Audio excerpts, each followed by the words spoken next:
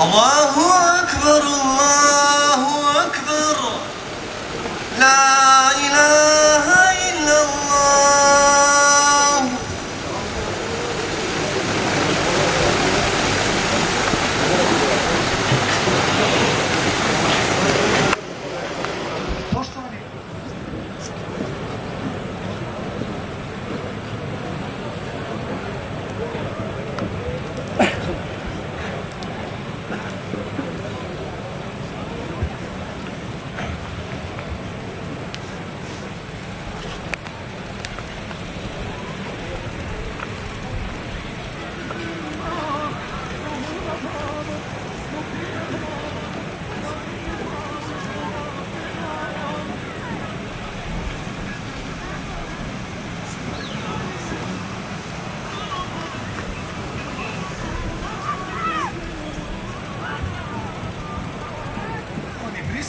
Esselamu alaikum, akšam hajrova i dobro vam večer.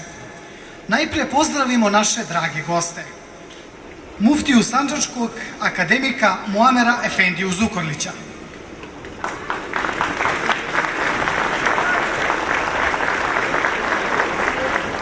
Predsjednika Mešihata Islamske zajednice Srbije Mevluda Dudića.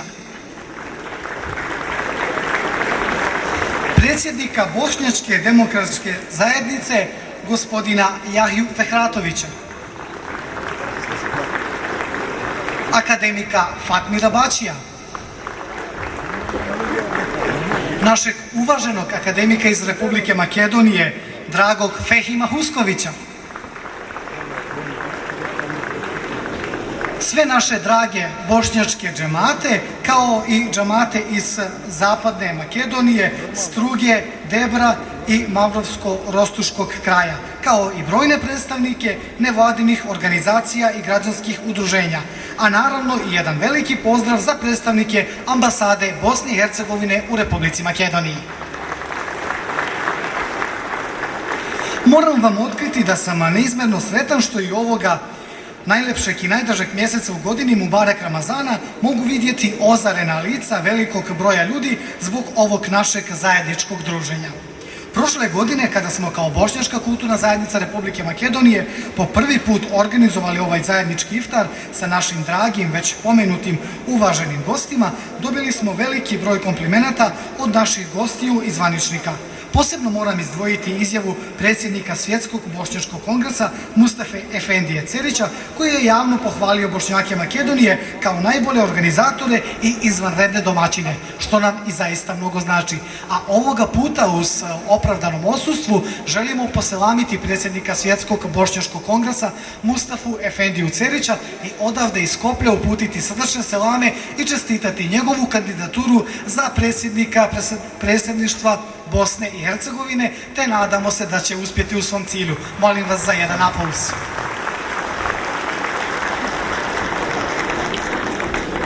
Vođeni pohvalama, vođeni ovim riječima i impresijama, odlučili smo da učinimo sve da ponovo budemo ovdje, na istom mjestu i u isto vrijeme.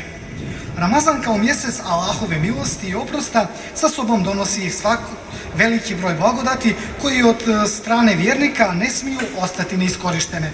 Svakako jedna od njih je i zajedničko druženje, što je i društveni aspekt mjeseca Ramazana u koji trebamo iskoristiti da se međusobno zbližimo, poboljšamo međusobne odnose i budemo zajedno, ne zbog bilo čega, već zbog samih nas. U tom kontekstu moram spomenuti jednu veoma često korištenu pogovorku. Kada ste tužni, podijelite tugu sa vašim prijateljem, ona će se prepoloviti. A kada ste sretni, ne zaboravite podijeliti sreću sa prijateljem, ona će se udvostručiti. Hvala velika Admire. Generalni sekretar Svjetskog bošnjačkog kongresa i banu Sandžački muftija Muamer Efendija Zukorliću, predsjedniče Islamske zajednice u Republici Srbiji Mevlud Efendija Dudiću, predsjedniče Mešihata i direktora medrese Rešad Efendija Plojeviću, rukovodilacu vjersko-prosvjetne službe Mešihata Enver Efendija Omeroviću, inače Skopljance, akademici Fehim Husković i akademik Fatmir Bači, predsjedniče Bošnjačke demokratske zajednice u Sandžaku dr. Jahja Fehratoviću, predstavnici ambasade Bosne i Hercegovine u Republici Makedoniji, cijenjeni musafiri, predstavnici vladinih i nevladinih institucija i građanskih udruženja, draga braćo i sestre, Bošnjaci, Albanci, Turci, Makedonci i svi koji ste večeras došli na ovom zajedničkom iftaru. Assalamu alaikum wa rahmatullahi wa barakatuhu, akšam hajrola i dobro vam večer. Zaista ja ovdje sa ove strane, pored ove govornice, sa ovim pogledom prema vama, osjećam se veoma radosno i osjećam veliku sreću. Hvala Allahu Đelešanuhu što smo jednim ovakvim projektom, kao što je to projekat zajednički iftar, uspjeli da na jednom mjestu u ovom Mubarek danu okupiti jedan veliki broj Bošnjaka. I ne samo Bošnjaka, već i njihovih prijatelja i dostava koji su uvijek bili sa nama bez obzira na njihovu nacionalnu pripadnost. Svjesni velike međusobne podijeljenosti s kojeg god aspekta pogledali, razmišljali smo šta je to što bi nas moglo okupiti na jednom mjestu zajedno i napokon, evo, to je ta ideja, zajednički iftar u odabranom mjesecu Ramazanu. Sami vidite da jedni bez drugih ne možemo, da veoma teško funkcionišemo, a znamo da je ljepota, znamo da je beričet, znamo da je smisao našeg života upravo u zajednici, u džematu, u porodici, i da svi možemo biti ta jedna porodica, a to govori i ovaj večerašnji skup. Poštovani muftija, draga braćo, drage sestre, zaista mi je drago da budem večeras sa vama u ovom divnom iftaru, svi skupa da podijelimo jedno večer ovog Mubarek Ramazana, ovih blagdana koji nam oplemenjuje srce i koji nam daje nadu za bolje sutra. Dozvolite mi na početku da molim dragog Allaha da nam ukabuli ovaj naš današnji post i da vam učinim hajrli Ramazani šerif, inša Allah, da svi mi zajedno, kako što smo ovdje večeras, da doživimo još mnogo Ramazana.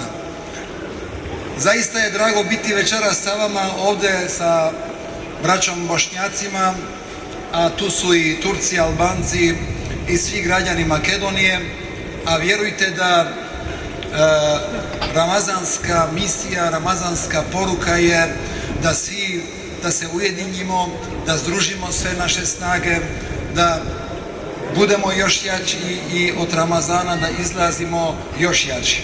Ja ću ovdje kad vidim ovu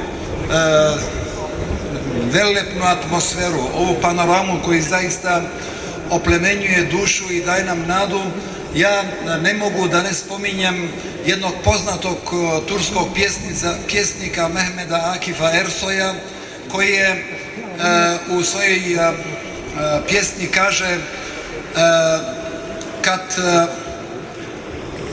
kad srca se zbliže, onda kad udiraju srca zajedno, niko njih ne može da obori. Naše su srca večeras zajedno ovdje i inša Allah bit ćemo do Jeumul Kijame zajedno i niko neće nas oboriti. Mi ćemo napraviti veliki napora da i vrednosti Bošnjaka koji su islamske vrijednosti i deo univerzalnih vrijednosti u ovoj državi, da se još više afirmišu institucionalno i da zaista da u Makedoniji postoji jedno blagostanje koji ćemo sve ove vrijednosti uživati svi zajedno. Još jedan put hvala na pozivu Bošnjačke kulturne zajednice. Čestitam za ovaj izvanrednu organizaciju i želim vam sve najljepše. Allah emanet.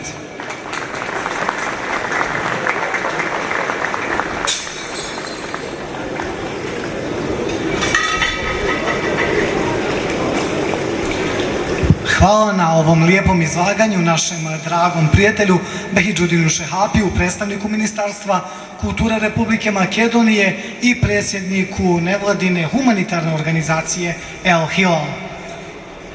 Dragi prijatelji, sa nama večeras naš dragi gost iz Sandžaka. Ranije nam je dolazio kao rektor Internacionalnog univerziteta u Novom Pazaru, a odnedavno je i predsjednik Mešihata Islamske zajednice Srbije. Uvaženi profesor dr. Mevlut Dudić. Izvolite. Bismillahirrahmanirrahim. Uvažena braćo i cijenjene sestre, poštovani prisutni, dozvolite mi na samom početku da vas poselamim sa selamom Kur'ana i dženneta. Assalamu alaikum wa rahmetullahi wa barakatuhu. Izražavam zahvalnost Allahu Đelešanuhu da smo se večeras ovdje u organizaciji Bošnjačke kulturne zajednice u Republici Makedoniji okupili pod jednim bajrakom, pod bajrakom reda i bajrakom mira, i to u najodabranijem trenutku u Mubarek mjesecu Ramazanu, u danu Bedra, u iftarskom vaktu. Okupili smo se ovdje i prvenstveno kao muslimani, i Albanci, i Turci, i Bošnjaci, i svi oni koji pripadaju nekoj drugoj kulturi ili civilizaciji. Večeras je veličanstveno biti ovdje na ovome mjestu i zahvalan sam Allahu Đelešanuhu, iako sam prethodne godine boravio ovdje i tako sam bio sretan i ponosan i uživao u blagodatima koje ste nam priredili. Ove godine nisam planirao da budem ovdje, ali nije kako vi planirate, već kako Allah Đelešanuhu odredi. Muftija Muamer Efendija je rekao, zar ćeš propustiti onako lijek ambijent koji nam priređuju naši Bošnjaci sa braćom Albancima, Turcima i svima ostalima u onome gradu kog je osnovao isti utemeljivač i osnivač i Novog Pazara i Sarajeva, Isa Beg Ishaković. I zato sretan sam i ponosan, zahvalan svima vama koji ste došli ovdje. Naša zajednička lična karta jeste La ilaha illallah Muhammedur Rasulullah.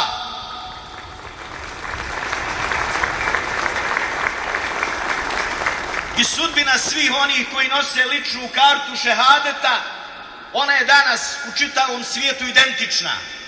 I mi kao generacija polažemo ispit historije. A to polaganje tog ispita i ta naša lična karta niti u prethodnom periodu, niti danas, niti u buduće nikada nije činila štetu onima koji ne pripadaju i ne nose našu ličnu kartu. Islam je vjera reda i mira, a i u samom značenju islam i naš pozdrav selam znači mir, dostojanstvo, red. I evo večeras vidite ovdje kako smo zajedno uživali u ovom iftarskom ambijentu. To imate samo u islamu, to imate samo u Ramazanu i to imate samo na iftaru.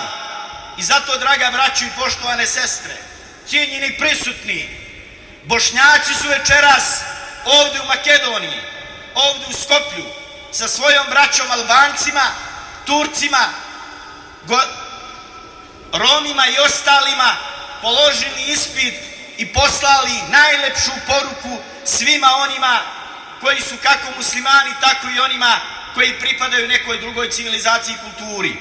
Izražavam zadovoljstvo, sreću i ponos da pripadam bošnjačkom ummetu, da pripadam islamu i da sam večeras ovdje vaš gost u organizaciji Bošnjačke kulturne zajednice, koja je na jedan vrlo dostojanstven način sa ostalom braćom, pripadnicima islama, organizirala ovaj veličanstveni iftar. Da i Allah Đelešanuhu nagradi kako njih, tako i sve vas koji ste uzeli učešća ovdje i priredili nam još jedno iftarsko veče u ovom Mubarek danu i Mubarek mjesecu, da se osjećamo onako kako to naš uzvišeni Islam i od nas traži. Da vas Allah nagradi i podari svako dobro i assalamu alaikum.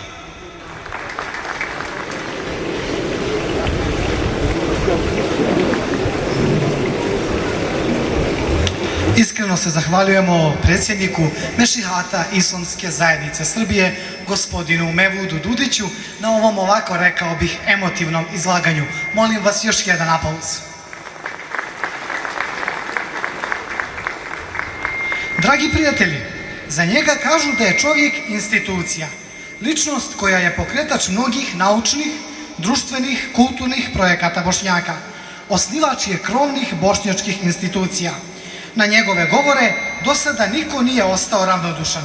Znam da i vi sa nestrpljenjem očekujete njegovo obraćanje. Zato vas molim da jednim gromoglasnim aplauzom srdačno pozdravimo našeg dragog gosta, uvaženog muftiju Sandžačkog Muamera Efendiju Zukorlića.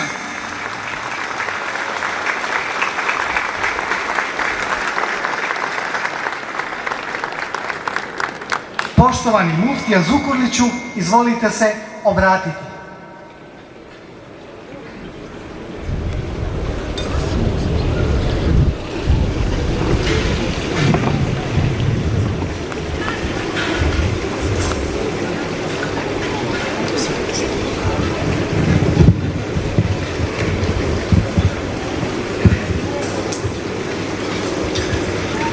Bismillahirrahmanirrahim.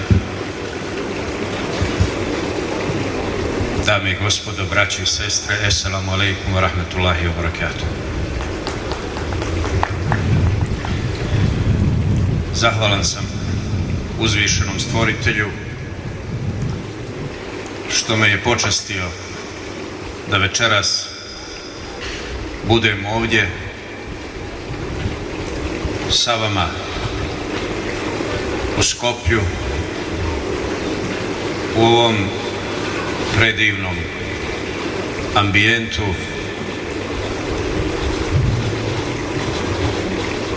iftarskome, punome bereketa,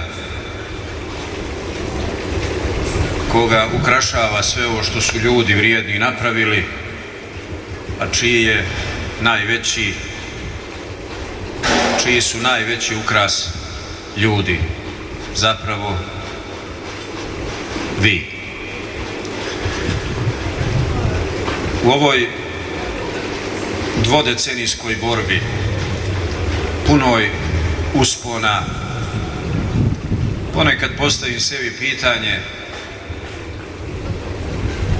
treba li možda zastati, odustati, prepustiti drugima. Pa ponekad u nekoj kušnji se kaže za koga, zbog koga. Ali zaista večeras, gledajući vas, takva pitanja potpuno gube smisao. Vas ovdje, Bošnjake u Makedoniji, zajedno u jednom safu, Bošnjake Sandžaklije, Bošnjake Torbeše, braću Albance, Turke, što da ne i Makedonce i sve druge, na jednome mjestu, na jednome skupu. A divan li je to skup na kome su ljudi okupljeni mimo ličnog, ovosvjetskog, materijalnog interesa. Takvih je skupova jako malo, a oni su nama i današnjoj ljudskoj civilizaciji najpotrebniji. Ljudi se obično okupljaju motivirani nekim interesom. A evo nas ovdje vi iz Skoplja kao domaćini, a gosti i iz Skoplja i iz ostalih dijelova Makedonije, neki su krenuli od ikindije, neki od podneva, ostavili svoje kuće i došli ovdje. Došli na iftar, ali ne iz gladi i žeđi za zalogajem hljeba koga imaju, hvala Allahu, u svojoj kući, već žedni ljudskosti koju možemo osjetiti samo kada smo sa drugim ljudima. Čovjek ne može bez drugih ljudi ni u nesreći, ni u sreći.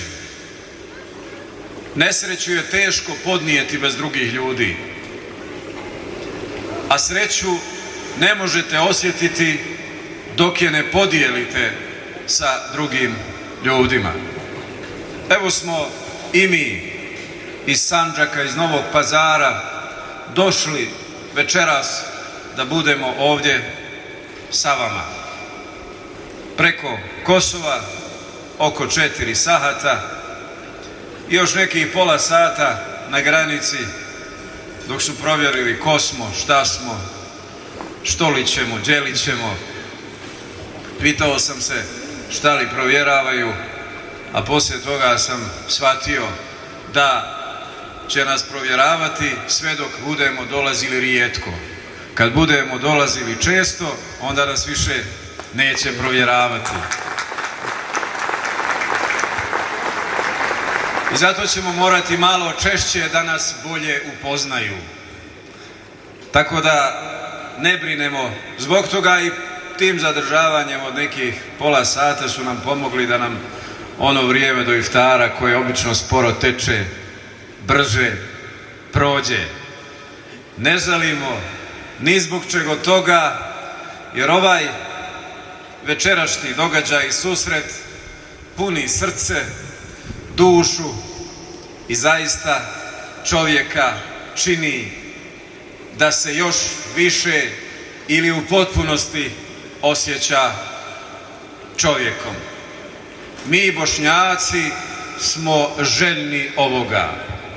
Treba nam ovo, jer smo uz Palestince najraseljeniji narod na svijetu.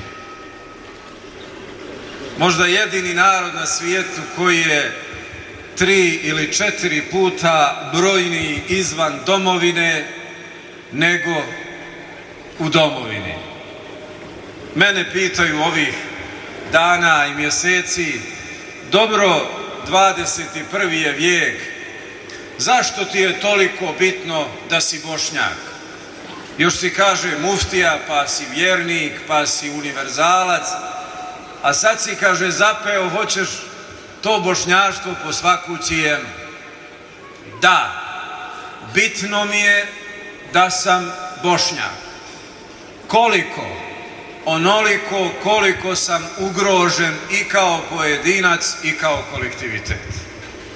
Onog trenutka kada budem imao maticu, domovinu, Bosnu, koja neće biti u dejtonskim invalidskim kolicima, već normalna država koja može, kao i druge države, da zaštiti svoga građanina, ali i svoga Bošnjaka ma gdje bio, onda ću ja pristati da budem manje Bošnjak nego sada.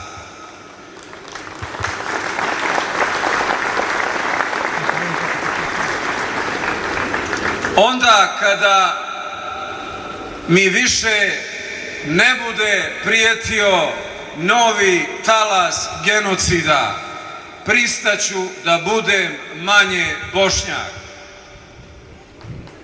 Kada budem imao garancije čvrste, državne i međunarodne i mehanizme kao i sve druge nacije i narodi, onda ćemo bošnjaštvo staviti u drugi plan i pristati da u duhovnom, u civilizacijskom i svakom drugom smislu budemo članovi univerzalne i balkanske i evropske i svjetske zajednice.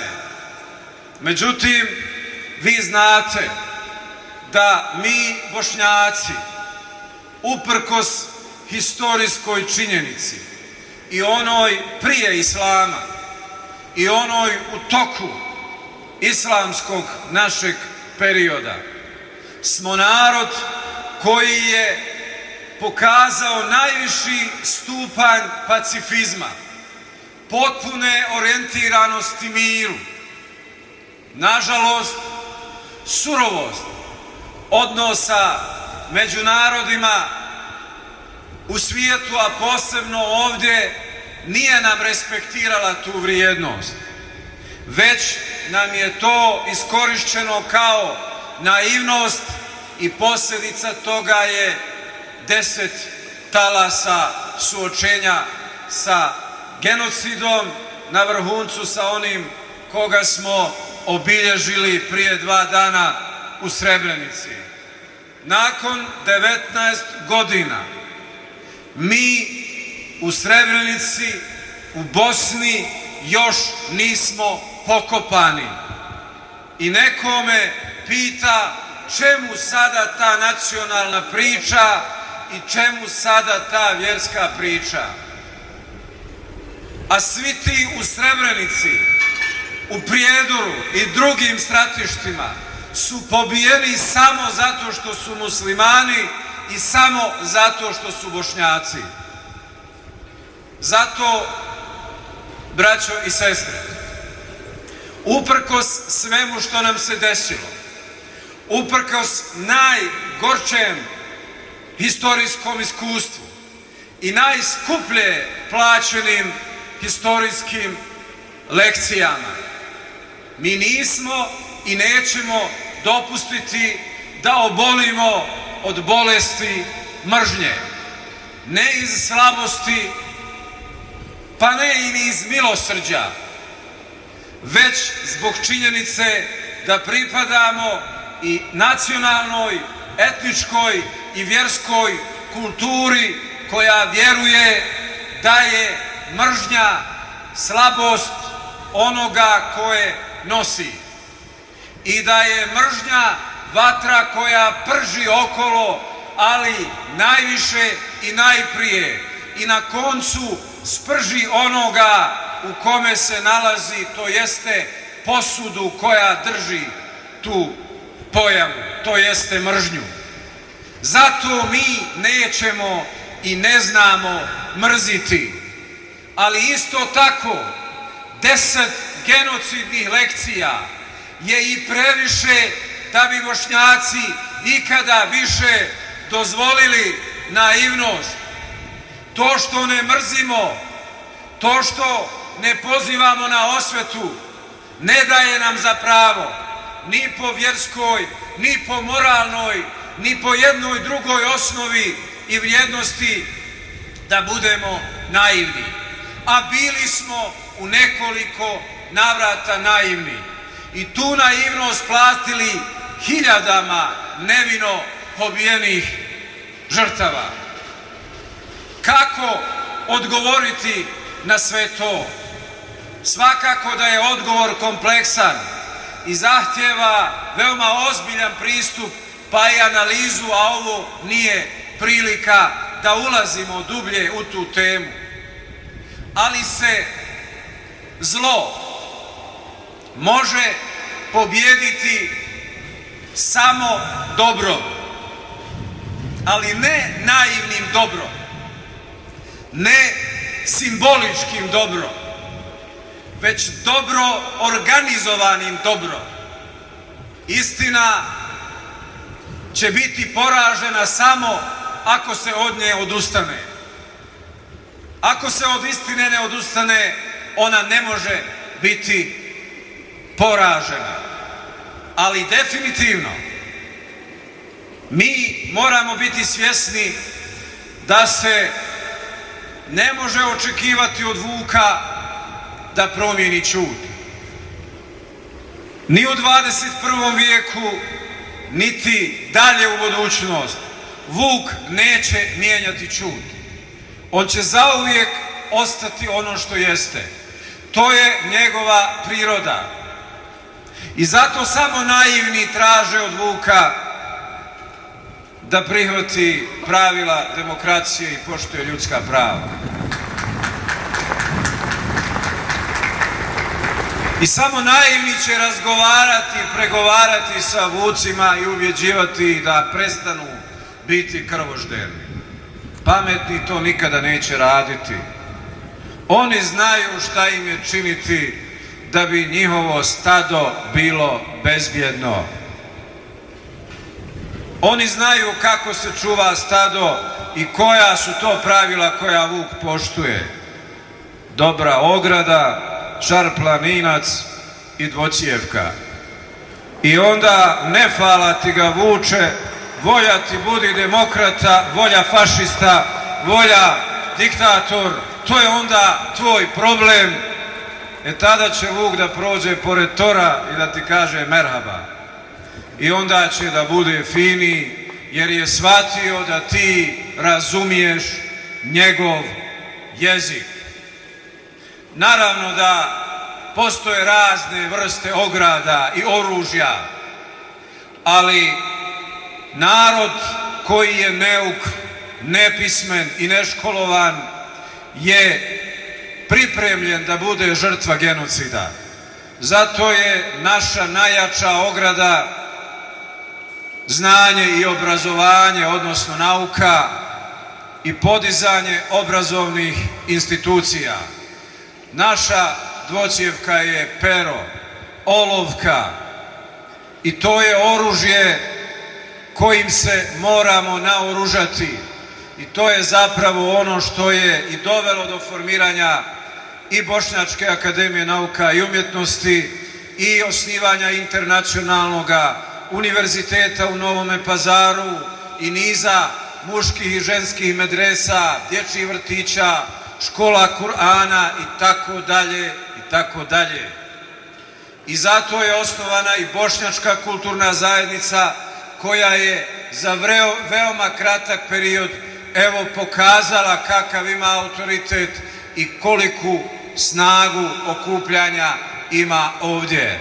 Možete osnovati organizacije kakve god hoćete, ali nije isto ako te organizacije vodi neko ko ne vjeruje u ono zašto su osnovane ili neko čije je srce u nekoj drugoj ideologiji, a desio se tu, ili neko ko želi da od nekog fonda prigrabi nekog interesa za sebe. Takve organizacije ne uspijevaju. Ali organizacije koje imaju Dževad Efendiju Hota, koje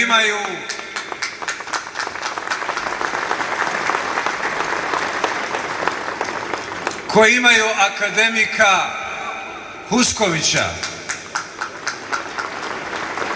i koje imaju profesora i predsjednika BKZ-a Džemila Bektovića, takve organizacije nemaju alternativu osim uspjeha.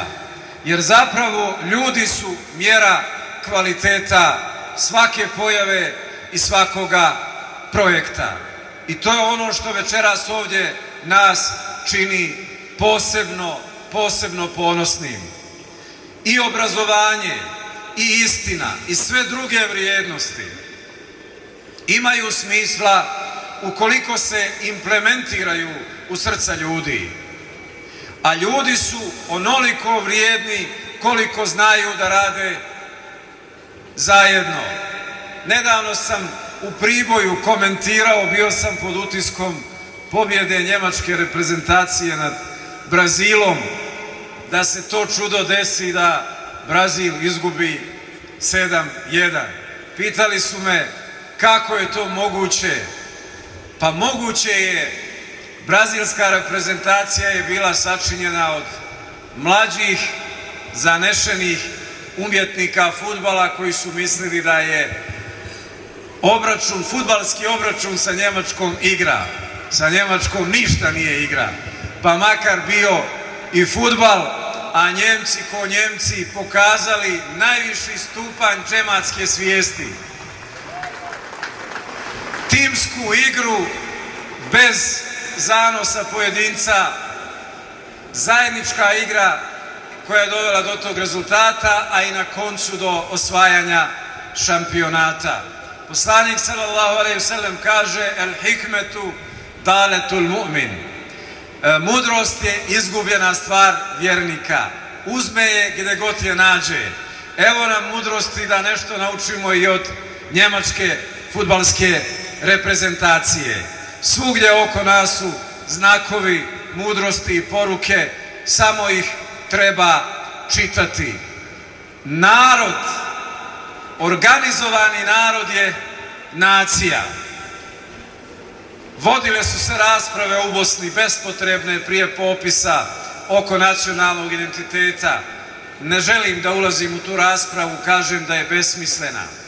Ali da li smo samo narod ili nacija, pitanje je da li ćemo živjeti kao organizovani ili neorganizovani i dezorijentisani. Nacija je organizovani narod. Država je najviši stepen organizacije i organizovanja jednoga naroda. No postoje i drugi slojevi. Evo smo mi danas ovdje zahvaljujući SAF-u, nacionalnom SAF-u i organizaciji Bošnjačke kulturne zajednice koja je članica Svjetskoga bošnjačkoga kongresa. Dakle, mi Bošnjaci kao nacija imamo šansu i uspjeti, a prije svega opstati, očuvati i svoj nacionalni identitet, ali i svoj biološki opstanak. Samo ukoliko budemo organizovani narod, a to znači nacija. Nekada, suočavajući se sa raznim anomalijama i u Bosni i u Sandžaku, učini mi se da imamo mnogo pukotina i postavim pitanje da li ćemo konačno dokazati kapacitet nacije. Ali evo,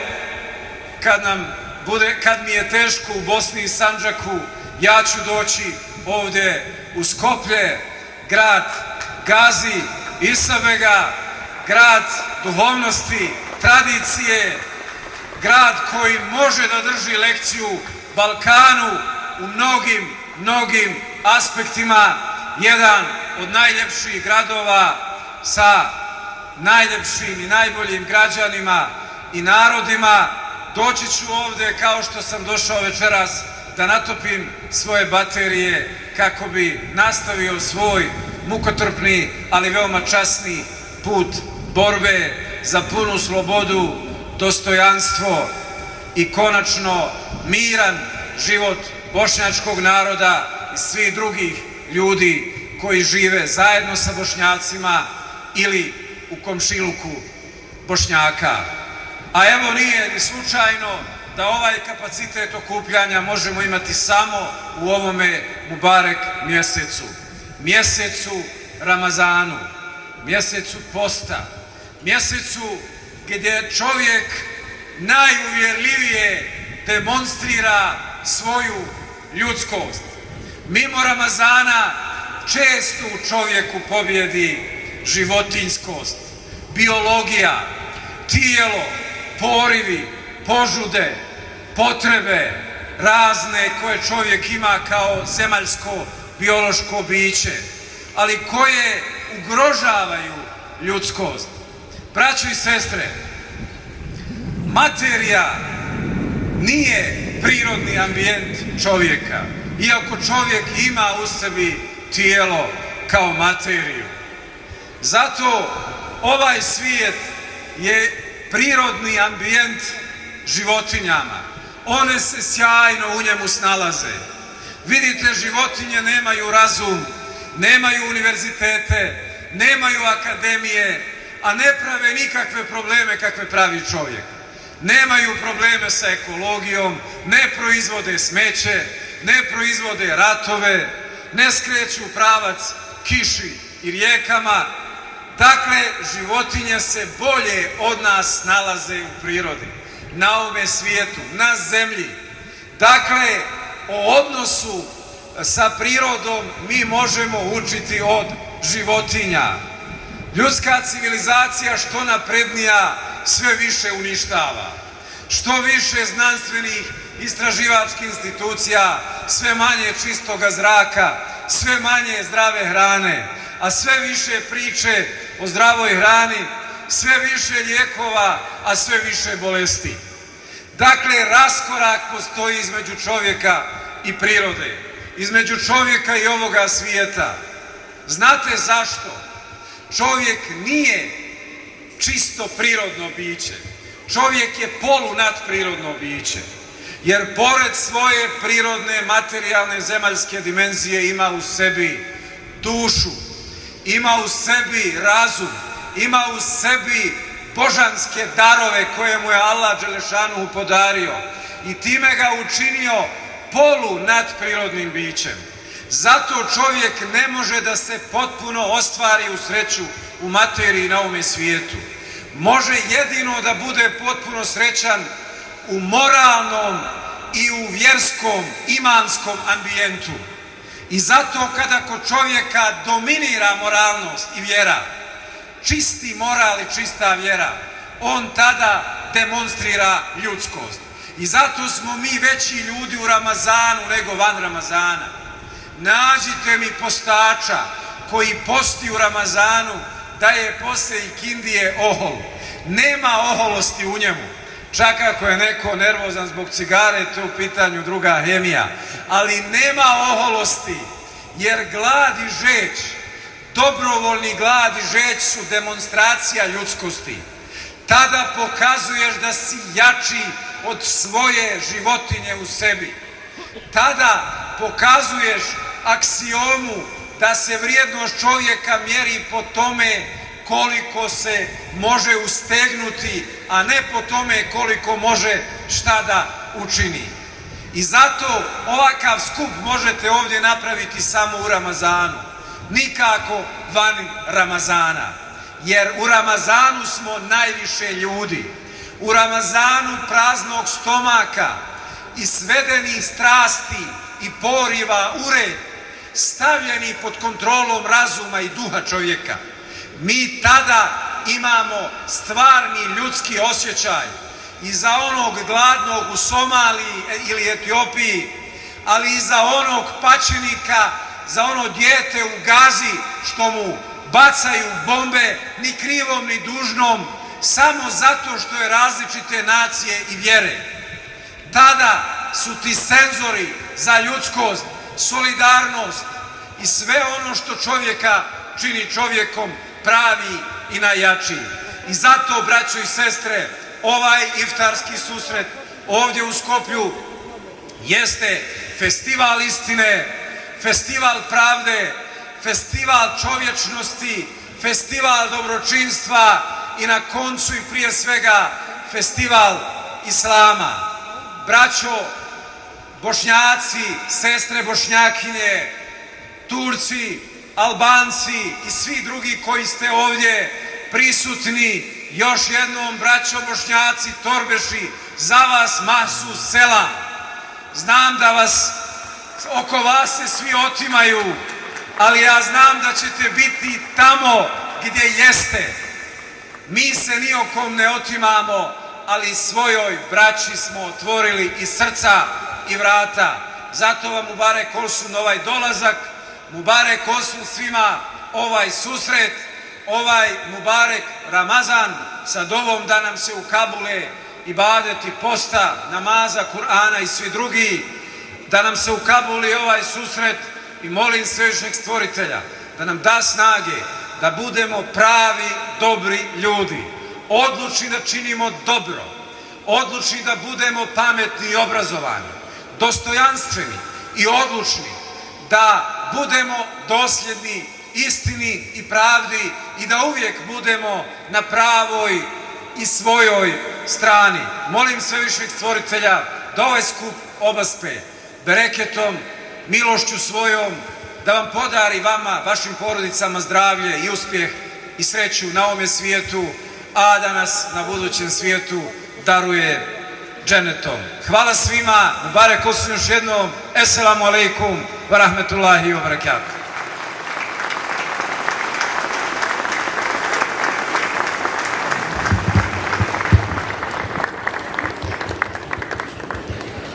Neizmjerno hvala muftiji Sandžačkom, našem uvaženom, dragom Muameru Efendiju Zukorliću.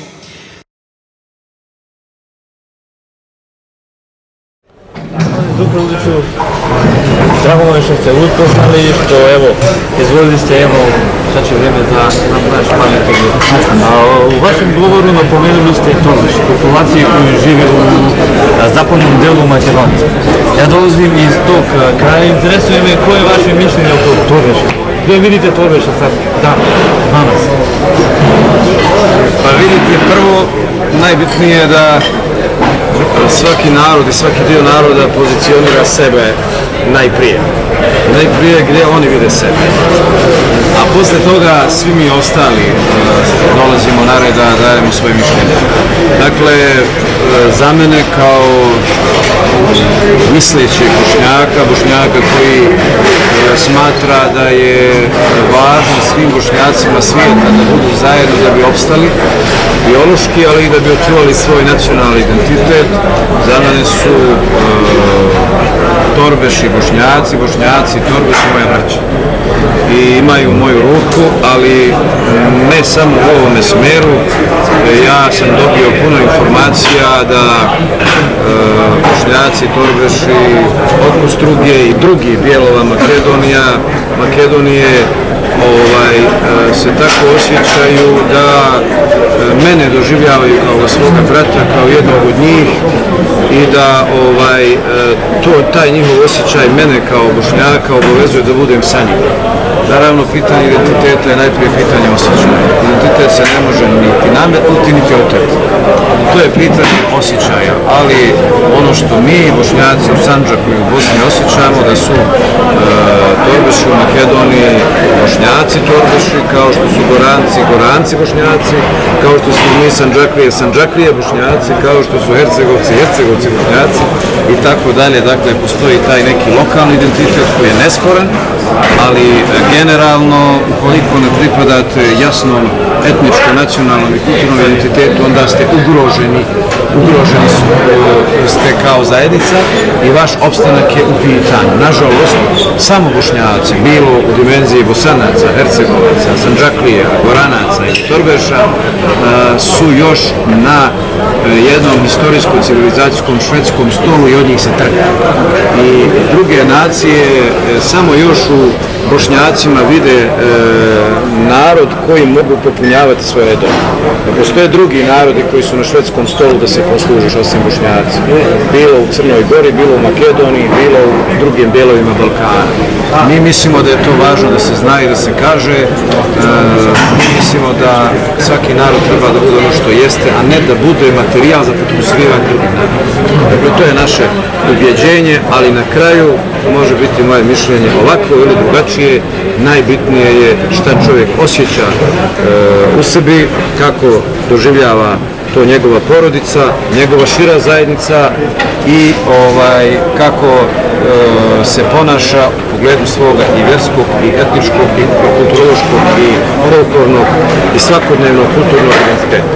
Dakle, to je suština stvari. Ono što mi u Sandžaku osjećamo jeste da smo mi prošli jednu fazu te kulturne ugroženosti pod udarom žestokih asimilacija svega i Beograda i drugih centara i mi znamo kako je to. Mi smo se u kulturološkom smislu značajno izborili kroz islamsku zajednicu, kroz internacionalni univerzitet, kroz cijeli sistem obrazovno-nacionalnih institucija i mi sada više nemamo taj problem nacionalne identifikacije.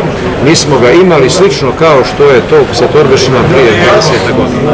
I mi ukoliko smo se izborili, mi ne želimo da tu blagodat ostavimo samo za sebe, mi vam pružamo ruku i svaki onaj ko prihvati našu ruku, mi ćemo biti i braća, i prijatelji, i komšije, i naše resurse, i nacionalne, i kulturne, i prosvetne, i institucionalne, i vjerske ćemo staviti vama na raspolaganje. Naravno da resursi jednog naroda bez države nisu veliki, ali institucije su bitne, država je najbitnija institucija, ali isto tako je mnogo primjera u svijetu, tamo gdje je postojala svijest, gdje je postojao jak duh, bilo etnički, bilo vjerski, zajedno je to najbolje. I zato naša jeste poruka da je naš identitet prepleten tim etničkim, ali isto tako i duhovnim. I u slučaju Bošnjaka u bilo kojoj dimenziji etničko-duhovni identitet je neodvojen. Neke nacije mogu da odvoje nacionalni i vjerski identitet, mi ne možemo jer nam, a koliko nam odvojite duhovni identitet, ugrožen nam je etnički identitet i obrnuto. Tako da je to naš kurs i to promoviramo i kroz Svjetski bošnjački kongres i kroz Bošnjačku kulturnu zajednicu i kroz druge kulturno-ovne institucije, tako da ja jedva čekam i da pozijaretim svoju braću Bošnjake, Torbeše i kod Struge i kod drugih. Ja ću vam ispričati jednu vrlo interesantnu anegdotu kad sam se ja osjetio prozvanim i pa malo i postiđenim. Prije nekoliko godina